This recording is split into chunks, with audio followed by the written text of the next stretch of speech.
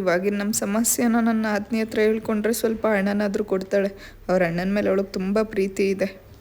ಐಶ್ವರ್ಯ ಬಂದೆ. ಯಾರು? ಓ ಏನಕ್ಕೆ ಹೇಳ್ದೆ ಬಂದ್ಬಿಟ್ಟಿದ್ದೀರಾ? ಏನಿಲ್ಲಮ್ಮ, ಇಲ್ಲೇ ಹೋಗ್ತಾ ಇದ್ದೆ, ಹಾಗೆ ನಿಮ್ಮನ್ನೆಲ್ಲ ನೋಡ್ಕೊಂಡು ಹೋಗೋಣ ಅನ್ಕೊಂಡು ಬಂದೆ. ಅಣ್ಣ ಬಂದಿಲ್ವಾ? ಇಲ್ಲಮ್ಮ, ನಿಮ್ಮ ಅಣ್ಣಂಗೆ ಏನೋ ಕೆಲಸ ಇದೆ ಅಂತ ಅವ್ರು ಬಂದಿಲ್ಲ.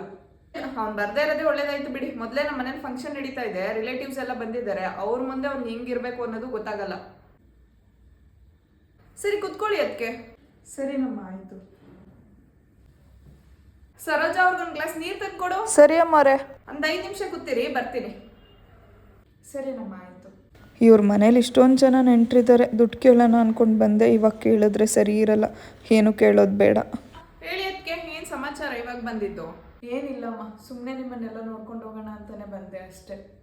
ಅಲ್ಲ ಅದಕ್ಕೆ ಅಣ್ಣಂಗೇನೋ ಗೊತ್ತಾಗಲ್ಲ, ಅವ್ನು ಓದಿಲ್ಲ ಅನ್ಕೋಬೋದು.